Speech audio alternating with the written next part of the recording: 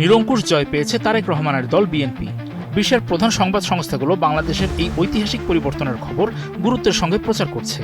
2024 সালে জেনজির নেতৃত্বে গণ অভ্যুত্থানে শেখ হাসিনা সরকারের পতনের পর বাংলাদেশে অনুষ্ঠিত প্রথম সাধারণ নির্বাচনের খবর এভাবেই উঠে এসেছে রাশিয়া টুডেতে। রুশ সংবাদ মাধ্যমটি লিখেছে, নির্বাচনে আওয়ামী লীগ নিষিদ্ধ থাকায় প্রধান প্রতিদ্বন্দ্বিতা হয় বিএনপি ও জামায়াত জোটের মধ্যে।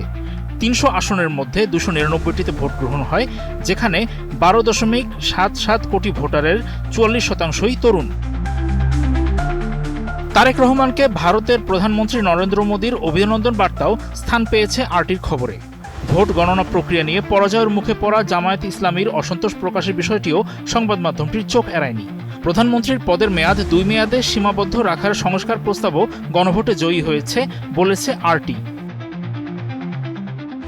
2/3 সংখ্যাগরিষ্ঠতা অর্জন করে বিএনপির জয়লাভ করার পর বাংলাদেশের মানুষ শান্তি ও স্থিতিশীলতা আশা করছে বলে জানিয়েছে রয়টার্স। সংবাদ মাধ্যমটির কাছে থাকা সর্বশেষ তথ্য অনুযায়ী বিএনপি ও তার মিত্ররা অন্তত 212টি আসনে জয় পেয়েছে। বিরোধী দল হতে চলা জামায়াতে ইসলামী ও তাদের মিত্ররা 70টি আসন পেয়েছে। প্রতিদিনের ইফতারে চাই স্বাস্থ্যসম্মত ও মচমচে রুচি মুড়ি। রয়টার্স বলছে, 175 মিলিয়ন জনসংখ্যার বাংলাদেশে এখন জনজীবন এবং বিশ্বের দ্বিতীয় বৃহত্তম তৈরি পোশাক শিল্পের মতো গুরুত্বপূর্ণ খাতগুলো দারুণভাবে ক্ষতিগ্রস্ত।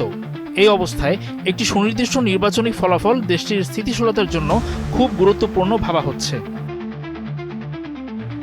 কাতার ভিত্তিক সংবাদ মাধ্যম আল জাজিরার প্রতিবেদনে বলা হয়েছে, 2001 সালের নির্বাচনে 193টি আসনে জয়ের রেকর্ড ভেঙে বিএনপি ও তার রাজনৈতিক মিত্রদের 211টি আসনে জয়লাভ দলটির ইতিহাসে অন্যতম বিশাল বিজয় হিসেবে চিহ্নিত হচ্ছে। ভারতীয় সংবাদ মাধ্যম এনডিটিভি তাদের প্রতিবেদনে জানিয়েছে, 2024 সালে ছাত্র জনতার আন্দোলনের পর অনুষ্ঠিত এই নির্বাচনে ঐতিহাসিক প্রত্যাবর্তনের মাধ্যমে সরকার গঠন করতে যাচ্ছে বিএনপি। বিজয় নিশ্চিত হওয়ার পর দলটি দেশজুড়ে কোনো আনন্দ মিছিল বা বড় সমাবেশের আয়োজন না করার সিদ্ধান্ত নিয়েছে। তার পরিবর্তে দলটি 13 ফেব্রুয়ারি শুক্রবার জুমার নামাজের পর দেশব্যাপী দোয়া করেছে। বিএনপির সংবাদ বিজ্ঞপ্তির বরাত দিয়ে ব্রিটিশ সংবাদ মাধ্যম বিবিসিও জানিয়েছে, বিজয় উৎসবে মেতে না উঠে দোয়ার উপর গুরুত্ব দিচ্ছে বিএনপি। দোয়ায় সম্প্রতি প্রয়াত বাংলাদেশের প্রথম নারী প্রধানমন্ত্রী ও বিএনপির দীর্ঘদিনের কাণ্ডারি বেগম খালেদা জিয়ার রুহের মাগফিরাত এবং দেশের মানুষের শান্তি ও কল্যাণ কামনা করা হয়।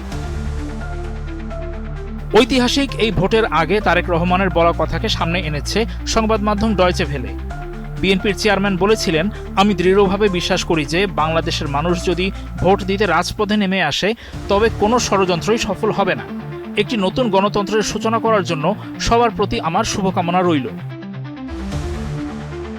12 ফেব্রুয়ারি নির্বাচনে নামার আগে তারেক রহমান এককভাবে সরকার গঠনের মতো শক্তিশালী ম্যান্ডেট পাওয়ার লক্ষ্য নির্ধারণ করেছিলেন বলছে ডিডব্লিউ।